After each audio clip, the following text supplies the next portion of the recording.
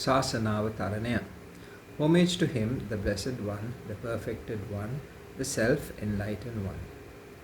Samma Sambuddha, the Blessed One, the Perfected One, in his all-encompassing compassion towards all beings of the entire world systems, in order to rid themselves of the suffering of repeated births, decay and death, whilst committing unwholesome deeds, resulting in the births in the lower worlds and reaching the ultimate blissful state of Nibbana, did teach that intelligent humans should enter the greatest position of Pabbajja. Beings remain in samsara unable to reach Nibbana due to their collection of defilements such as greed. The means to eradicate such defilements and reach purity is the establishment of morality, concentration and wisdom within oneself, and further develop of the same. Many are the activities to be performed by lay people to protect one's own life. Feed the wife and children, satisfy them, satisfy friends and relatives, and guard against enemy activities. It is not possible to carry on lay life without attending to such needs. It is very difficult for lay people to find time to practice morality and meditation while engaging in the above activities. It is very hard to maintain purity of the mind. Although observing some precepts, it is not possible for laymen to maintain it for a long time. It soon becomes impure. It is soon broken, even if some is found with difficulty to meditate. Achieving concentration is difficult for the busy lay person. Even if concentration is achieved, it is soon destroyed due to the arising of defilements. There are many opportunities for bhikkhus to practice morality. Therefore, the intelligent go forth into homelessness, leaving the parents, brothers and sisters, friends and relatives and their wealth, realizing the dangers of remaining in samsara and the greatness of Nibbana, and considering the lay life to be a different place for the practice of Dhamma, a place where defilements are born, and Pabbajja to be a state conducive to the practice, as preached in the following stanza. Sambadho Gharavaso Rajapato Abhokaso Pabbajja. Pabbajja is a state even greater than the position of a monarch, which is considered the highest position by the general populace. Monarchy is a ground for the development of unwholesome deeds and defilements, and not a state for the eradication of them. Very often those who become kings commit many unwholesome acts and end up in the lower worlds, hells, let alone ordinary people. Even the Bodhisattva, future Buddha, who ruled a kingdom for 20 years, committed unwholesome acts which made him boil for 80,000 years in the Asupat hell, as illustrated in the Temya Jataka, stories of the past lives of the Buddha. Prince Temya, who could recollect past lives, was able to realize this at a very young age. Therefore, Prince Temya, who was the heir to the throne, acted as a mute cripple due to his fear of having to accept the kingdom. His father, the king, became disappointed with the Bodhisattva, who was unable to speak or get up even to attend to his ablutions, ordered his driver, Sunanda, to take the prince to the jungle and bury him alive, as the king thought that having such an unfortunate person would bring ill luck to the palace. Bodhisattva began to speak only after he was taken to the jungle by the driver. When he was questioned by the driver as to why he did not speak at the palace, since Temya's reply, Prince Temya's reply, as found in the Jataka Pali, is given below. Purimam Sara Maham Jatim Yatha Rajam kariyim karayitva tahim rajam papatam nirayam bhusami visatim seva vasani tahim rajamakarayim asitim vasa sahasani virayamhi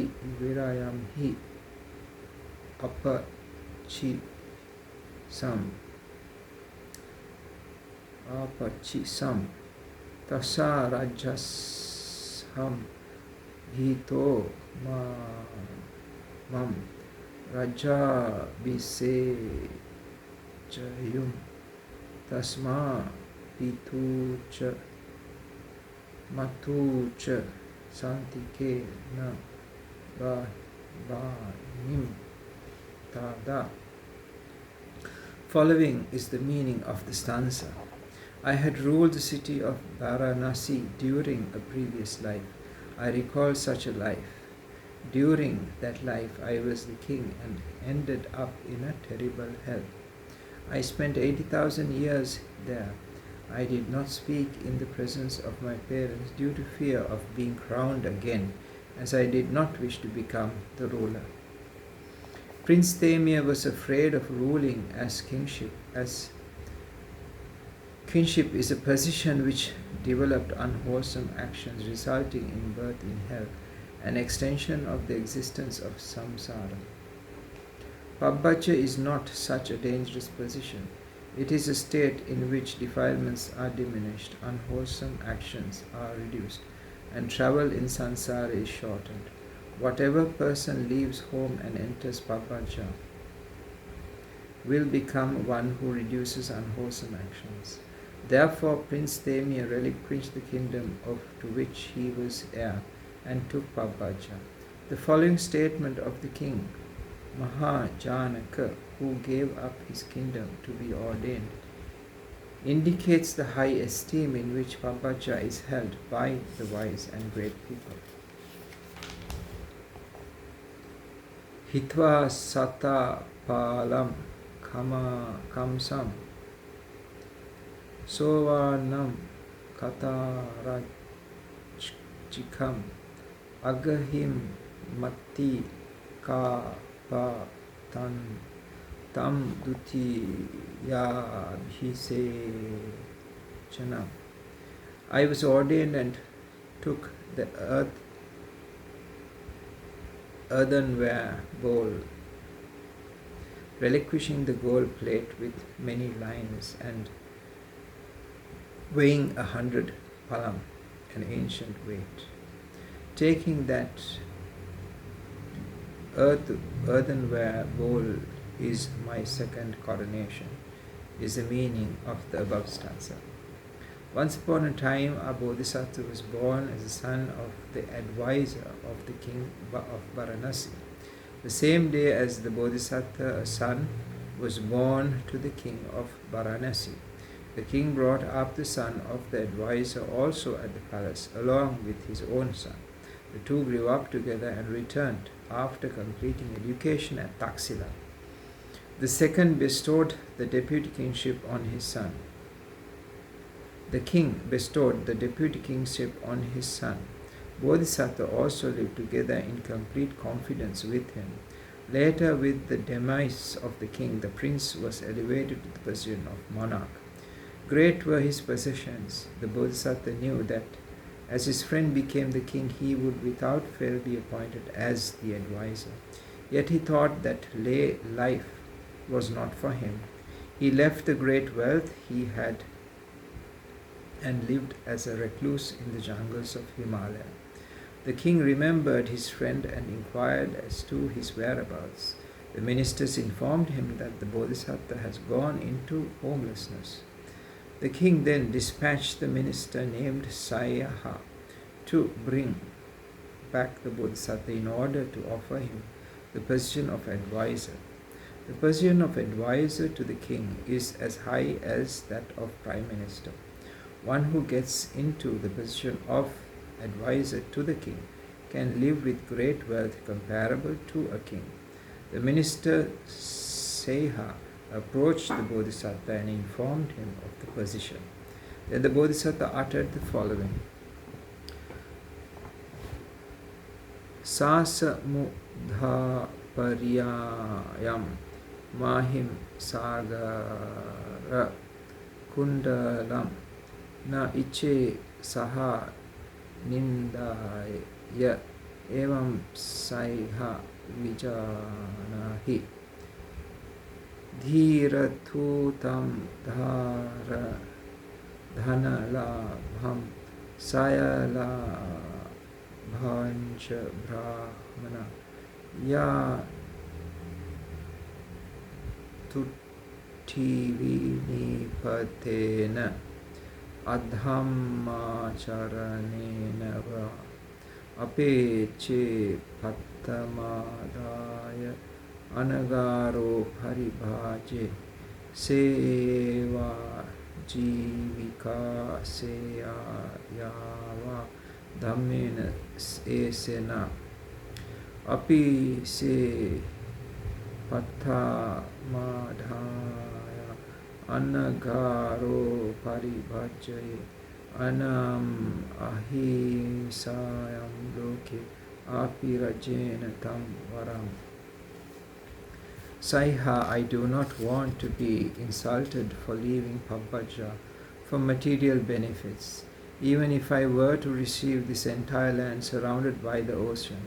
O Brahmin, let the benefits received by destroying one's virtue and practice against Dhamma be insulted. It is greater to live by begging for food with an alms bowl than to live a life contrary to Dhamma. Living as a mendicant with a begging bowl without hurting other people is greater than being a king.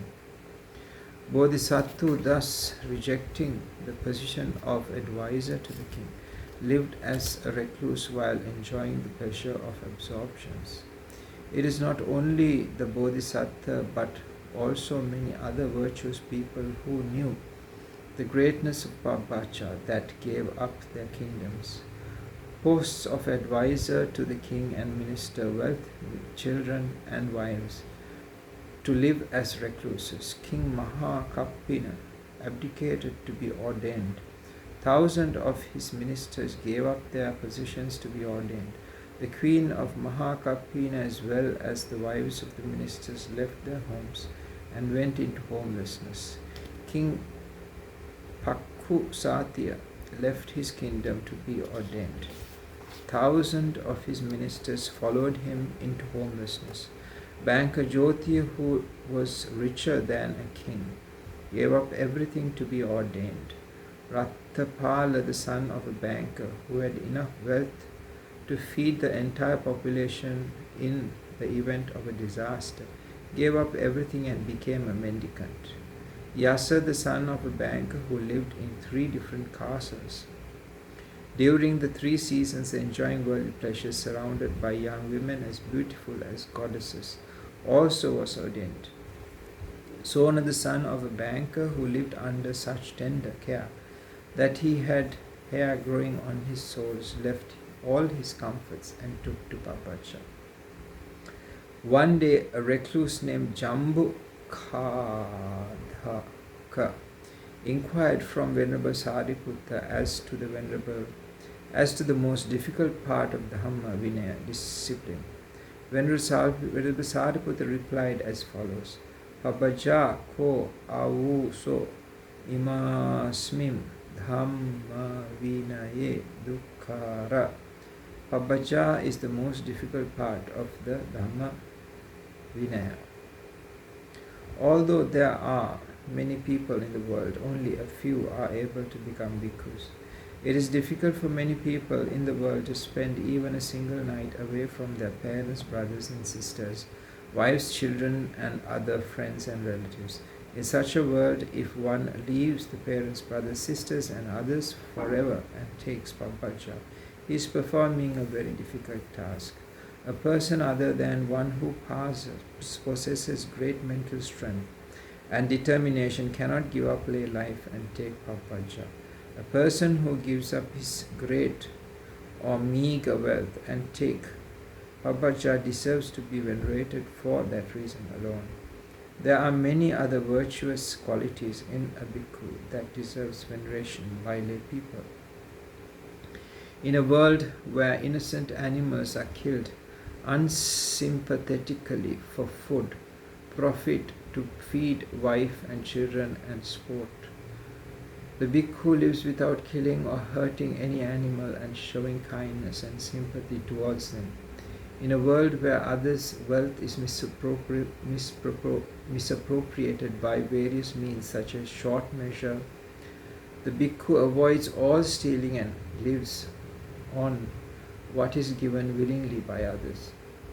In the world where people strive day and night, commit various crimes, even commit suicide when unable to satisfy their lust, the bhikkhu leads a celibate life. In a world filled with lies where people cheat each other by lying in many different ways, the bhikkhu avoids uttering falsehoods and leads a straightforward life. In a world where people consume intoxicating substances by spending a large portion of their energy earnings, while even letting their children starve, the bhikkhu always lives refraining from the use of intoxicating substances. In a world where one considers it a great loss if he has to miss a meal one night, the bhikkhu always refrains from consuming food after noon. Bhikkhu performs a great service to many people by explaining the wholesome and unwholesome actions, while himself living a virtuous life in a world full of immoral people who are encouraging others to commit actions such as theft, gambling, sexual misconduct, lying and partaking in intoxicating substances, all of which lead to their downfall in this world and beyond. Thousands of people reap benefits in this life and later lives because of the bhikkhu who teaches the Buddha Dhamma to others. The world benefits even from the virtuous bhikkhu who does not teach the Dhamma but attends only to his own needs. A person acquires merit by merely developing thoughts of loving kindness towards such a bhikkhu by realizing his virtue and morality. Evam dasanam kula kenapi hi punena anekani jati sahasani akumhi rogo va daho va usada va pilaka va na hoti vipasannani Panchavanasasirikani honti Chakhuni Ratana Vimhane Aghatitamani Kavata Sadisani Sata Sahasa Kapamatam Devesu cha manussesu cha sabba sampatti nam labhi hoti.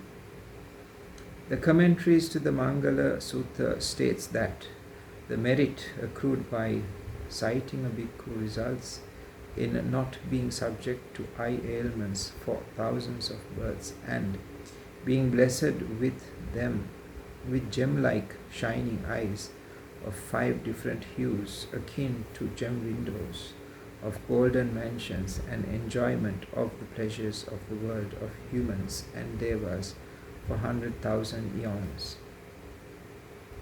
Yasahi bhikha huno kalakato pita va mata va amha kannantako tero siva silava kalyana dhamo tipasanna chitto udva tam bhikkhaṃ anusarati tassaso citta pasado pitam anusaranamattampi mahapalam mahanisameva hoti anekani kappa sahasani dugatito varenetum antecha matum papetum